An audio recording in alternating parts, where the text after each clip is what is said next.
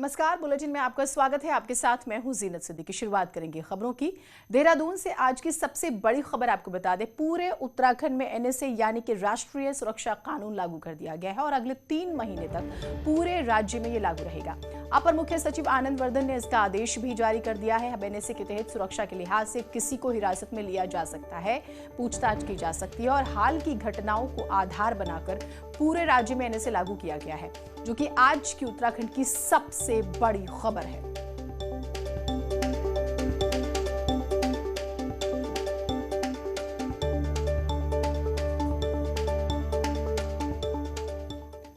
उत्तराखंड में जमीन जिहाद का मामला हो, अतिक्रमण का या फिर धर्मांतरण का, ऐसा करने वालों की अब खैर नहीं है। देवभूमि में माहौल ना बिगड़े, इसी वजह से 3 महीने के लिए एनएसए यानी राष्ट्रीय सुरक्षा कानून लागू किया गया है।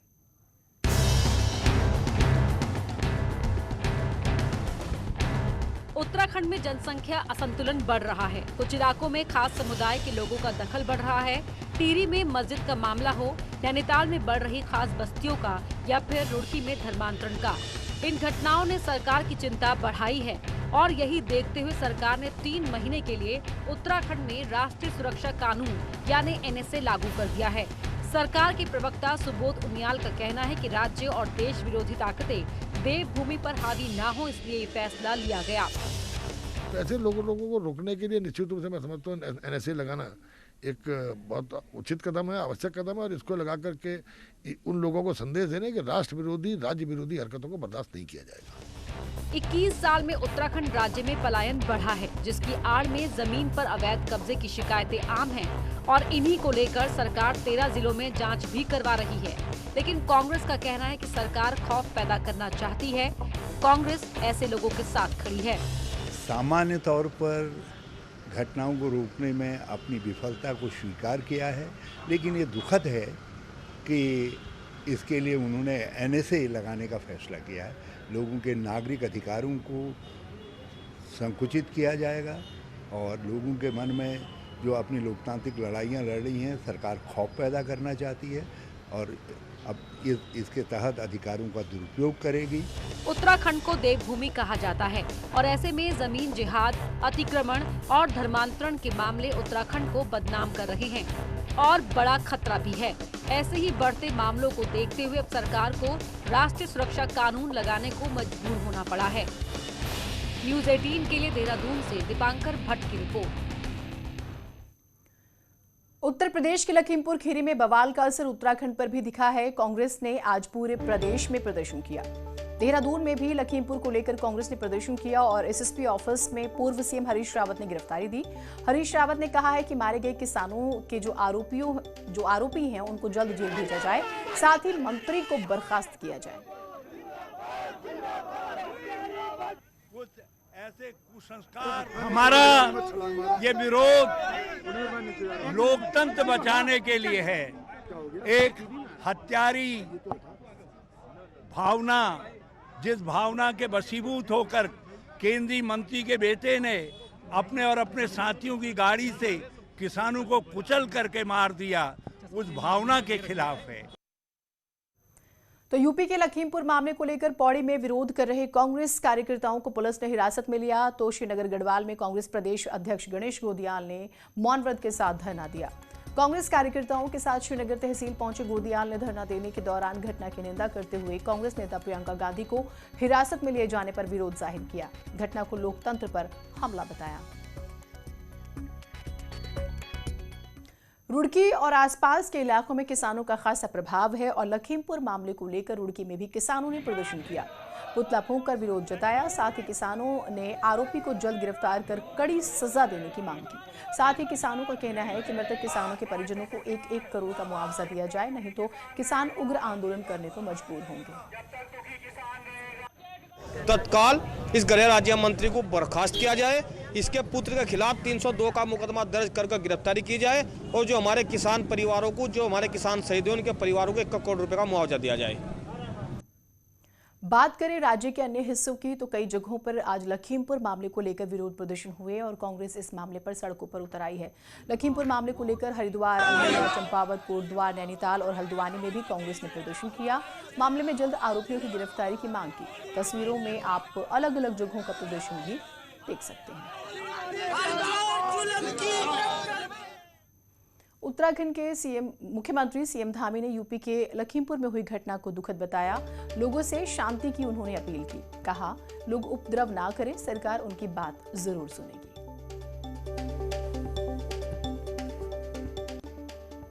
बहुत दुखद घटना है। हम बड़े दुखी हैं, बड़े आहत हैं इस प्रकार की घटना से। और जैसा उत्तर प्रदेश में घटना हुई है और वहाँ सभी सरकार ने उसका संज्ञान लिया है और उन्होंने कहा है कि उनके खिलाफ जो लोग हैं वो जो भी दोषी हैं उनके खिलाफ कानून अपना काम करेगा।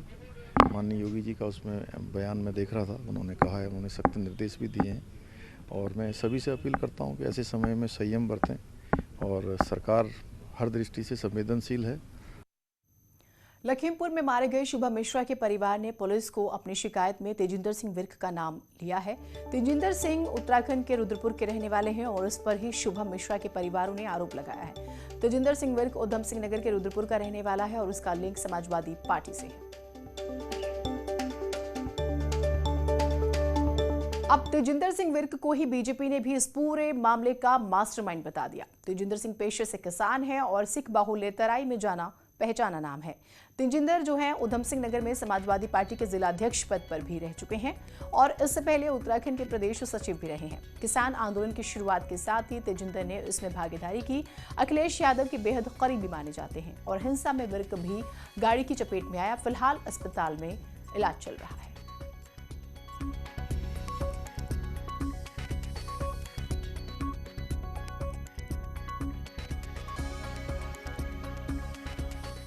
उधर विकासनगर में जड्डो कूच कर रहे ग्रामीणों को बाड़वाला में पुलिस ने रोक लिया।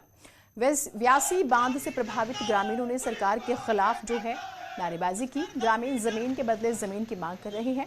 जड्डो कूच को कांग्रेस ने भी समर्थन दिया और नेता प्रतिपक्ष प्रीतम सिंह भी मौके पर पहुंचे। पुलिस ने प्रदर्शनकारियों को रोकने की कोशिश की लेकिन प्रीतम सिंह समर्थकों के साथ बैरिकेडिंग तोड़कर आगे बढ़ गए, लेकिन पुलिस ने उन्हें आधे रास्ते में ही रोक लिया। इसके बाद जुड्डो जाने की मांग पर प्रीतम सिंह धरने पर बैठ गए। जुड्डो में 120 मेगावाट की परियोजना पर काम चल रहा है। आपने टिहरी में जो गांव जो है डूब क्षेत्र में आए वो आपने अन्यत्र बसाने का काम किया, तो क्या बात है? लोहारी के गांव को के लोगों को नहीं बसाया जा सकता है? ये जवाब देश सरकार की है। माननीय नेता प्रतिपक्ष जी का इधर सभी के साथ जो है जुड्डो बांध पर जाने का कार्यक्रम था, उसे रोकने का पूरा प्रयास किया गया है और उनके द्वारा जो है गिरफ्तारी की गई। उत्तराखंड में डिजिटल रिवॉल्यूशन को लेकर बड़ी खबर है। राज्य में 4 इंटरनेट एक्सचेंज को मंजूरी मिल गई है और अगले 1 हफ्ते में इस पर काम भी शुरू हो जाएगा। राज्यसभा सांसद अनिल बलूनी ने इसकी जानकारी दी और बलूनी के प्रयासों से ये बड़ा काम पूरा हो सका है। अनिल बलूनी ने आईटी राज्य मंत्री राजीव चंद्रशेखर से मुलाकात की। बलूनी ने बताया कि 2 कुमाऊं में और 2 गढ़वाल में इंटरनेट एक्सचेंज की मंजूरी मिल गई है। इंटरनेट एक्सचेंज बनने से न सिर्फ इंटरनेट स्पीड में बढ़ोतरी होगी, वर्क फ्रॉम होम और बच्चों की पढ़ाई में भी बेहतरीन इजाफा होगा। साथ ही साथ राज्य में कॉल सेंटर इंडस्ट्री खुलने के भी रास्ते खुल जाएंगे और इसे राज्य के लिहाज से बड़ा और शानदार कदम माना जा रहा है। तो लगातार हम लोगों का प्रयास रहा है, भारत सरकार का प्रयास रहा है कि उत्तराखंड के अंदर तेज इंटरनेट कनेक्शन दिया जाए। इस बारे में जब लगातार मेरी माननीय मंत्री राजीव चंद्रशेखर जी से बात हुई तो उन्होंने कहा कि हम लोग इसको और तेज करने के लिए इंटरनेट एक्सचेंज आजकल आ रहे हैं, उनको किया जा सकता है। मैं लगातार माननीय मंत्री जी से मेरी मांग रही कि उत्तराखंड के हर जिले में कोई इंटरनेट एक्सचेंज लगाया जाए जिससे कि इंटरनेट कनेक्टिविटी तेज हो और हमारे यहाँ उद्योग भी आ सकें और साथ में बच्चों के लिए और जो हमारे वर्क फ्रॉम होम करते हैं उन लोगों के लिए भी तेज इंटरनेट कनेक्शन मिल सके। चंपावत नगरपालिका अध्यक्ष और ईओ का विवाद थमने का नाम ही नहीं ले रहा। अंदाजा इस बात से लगाया जा सकता है कि 2 महीने पहले आए ईओ को हटाने के लिए नगरपालिका अध्यक्ष विजय वर्मा कलेक्ट्रेट में धरने पर बैठ गए थे। 3 दिन के भीतर ईओ को नहीं हटाने पर अपने साथ ही सभासद के इस्तीफा देने की बात कर रहे हैं। तो वहीं ईओ ने पालिका अध्यक्ष पर गलत नियुक्ति और भुगतान का दबाव देने का आरोप लगाया। 10 सभासदों में से 8 सभासदों का समर्थन उनके साथ होने की बात कर रहे हैं। जो नगर पालिका चला सके ऐसा ईओ दे दिया जाए जो नगर पालिका से संबंध हो, और इन्हें अन्यंत्र कहीं चाहे ईओ पद में भेजा चाहे किसी और पद में भेजें, इन्हें अन्यंत्र भेज दिया जाए। अगर हमारी मांगें 3 दिन के अंदर नहीं पूरी होती हैं तो मैं स्वयं भी इस्तीफा दूंगा और मेरे साथ हमारे सभासद भी इस्तीफा देंगे। गलत कार्य यहाँ नहीं होने करूँगा और मुझे गलत नियुक्ति के लिए यहाँ पर प्रेशर दिया जा रहा है, उसको मैं करने में अक्षम हूँ। पिथौरागढ़ में डीडी हाट जिला बनाओ आंदोलन लगातार जोर पकड़ रहा है। अनशन पर बैठे एक आंदोलनकारी की तबीयत में आ रही गिरावट को देखते हुए पुलिस ने उन्हें उठाया। इसके बाद अन्य आंदोलनकारी आमरण अनशन पर बैठ गए हैं। आंदोलनकारियों का साफ कहना है कि इस बार उनकी लड़ाई आर पार की है। वो किसी भी कीमत पर डीडी हाट जिले की घोषणा होने से पहले आंदोलन खत्म नहीं करेंगे। डीडी हाट जिले की मांग नई मांग नहीं है, यह बहुत पुरानी मांग है और 1960 से यह मांग लगातार डीडी हाट वासी समय समय पर उठा रहे हैं। दुर्भाग्यवश यह मांग उत्तराखंड सरकार ने अभी तक पूरी नहीं की है। इसी कड़ी में यह आमरण अनशन यहाँ पर हमारे बच्चों ने शुरू किया है।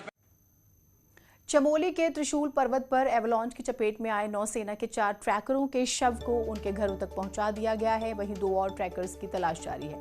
मामले में पहली बार नौसेना के अधिकारी का बयान सामने आया है। नौसेना ने बताया है कि स्वर्णिम विजय वर्ष के मौके पर एक अभियान को शुरू किया गया था और इसके तहत 3 सितंबर को INS त्रिशूल टू माउंट त्रिशूल के नाम से अभियान शुरू हुआ था, लेकिन 1 अक्टूबर को यह हादसा हो गया। वाइस एडमिरल ने बताया है कि लापता 2 लोगों की तलाश के लिए सर्च ऑपरेशन चलाया जा रहा है। वहीं ऑपरेशन से लौटे दूसरे ट्रैकर्स को वापस दिल्ली भेज दिया गया।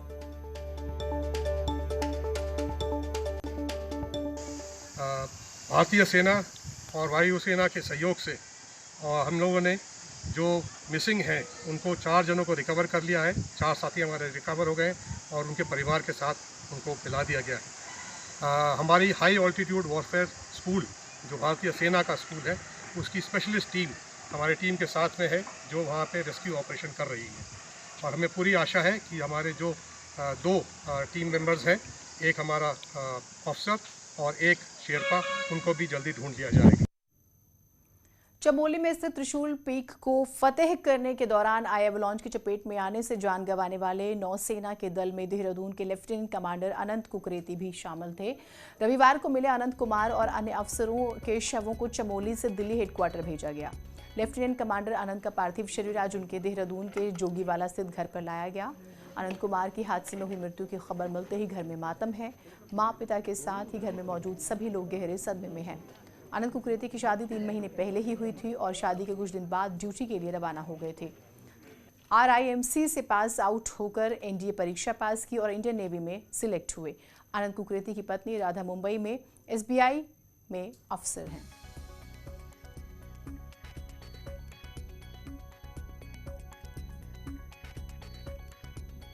एक बड़ी खबर अल्मोड़ा से आ रही है, जहां STF ने बड़ी कार्रवाई करते हुए जेल में छापेमारी की।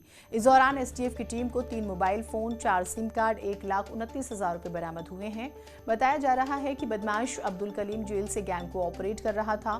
गैंग से जुड़े 2 शार्प शूटर के साथ एक अन्य आरोपी को पुलिस ने गिरफ्तार किया था, जो हरिद्वार के व्यापारी से सभी आरोपी अवैध वसूली करने जा रहे थे। जेल के ड्राइवर की भी इस मामले में संलिप्तता मिली है। बताया जा रहा है कि ड्राइवर के खाते में 10 लाख रुपए मिले थे।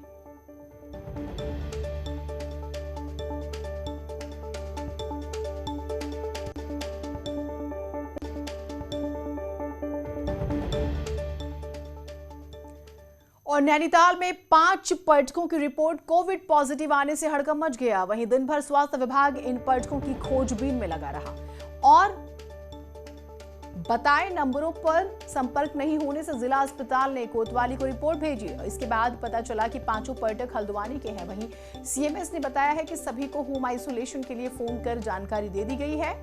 ये सभी पर्यटक शनिवार को नैनीताल आए थे।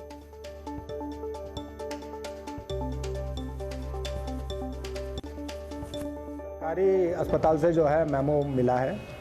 इसमें जो 5 लोगों को कोविड-19 पॉजिटिव दिखाया गया है।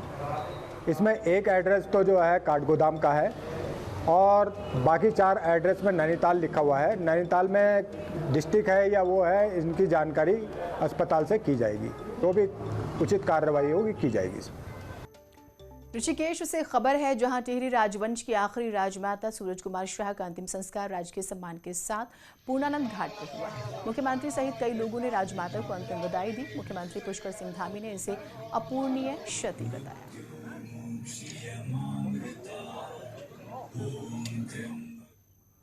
चारधाम यात्रा को लेकर हाईकोर्ट ने आज तत्काल सुनवाई से मना कर दिया। हालांकि सरकार के प्रार्थना पत्र को सुनवाई के लिए स्वीकार कर कल केस सुनवाई के लिए लगा दिया गया। सरकार ने कोर्ट में प्रार्थना पत्र दाखिल कर चारधाम यात्रा में यात्रियों की संख्या बढ़ाने की मांग की।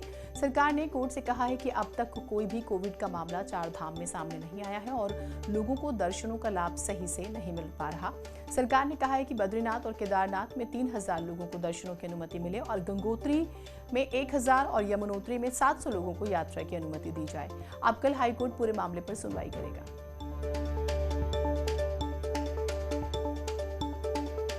सीएम धामी ने चारधाम यात्रा को लेकर कहा है कि किसी भी यात्री को किसी तरह की परेशानी ना हो, इसके लिए यात्रा से जुड़े जिलों के जिलाधिकारियों को निर्देश दिए गए हैं। साथ ही कहा कि केदारनाथ में हो रहे निर्माण कार्यों की समीक्षा कल की जाएगी। आज ड्रोन के जरिए होने वाली मॉनिटरिंग नहीं हो सकी। आज सीएम ने चारधाम यात्रा को लेकर समीक्षा बैठक की। और जो ज़्यादा लोग आ गए हैं, हमने प्रशासन के लोगों से कहा है कि बाहर से आने वाले किसी भी एक भी यात्री को कोई परेशानी नहीं होनी चाहिए। अगर एक यात्री को भी परेशानी हो रही है तो मुख्यमंत्री के रूप में, मुख्य सेवक के रूप में पुष्कर सिंह धामी को परेशानी हो रही है। मैंने कहा है बिल्कुल आप सुनिश्चित करिए और रोज़ शाम को मैं स्वयं उसकी मॉनिटरिंग करूँगा। एक छोटा सा ब्रेक ले रहे हैं, खबरें और रहेंगी।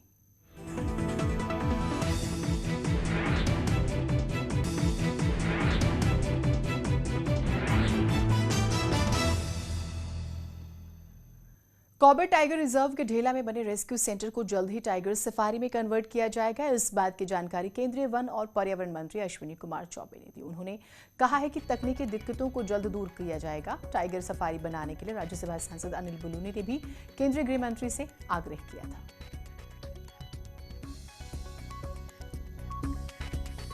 एक छोटा सा ब्रेक ले रहे हैं, कहीं मत जाइएगा।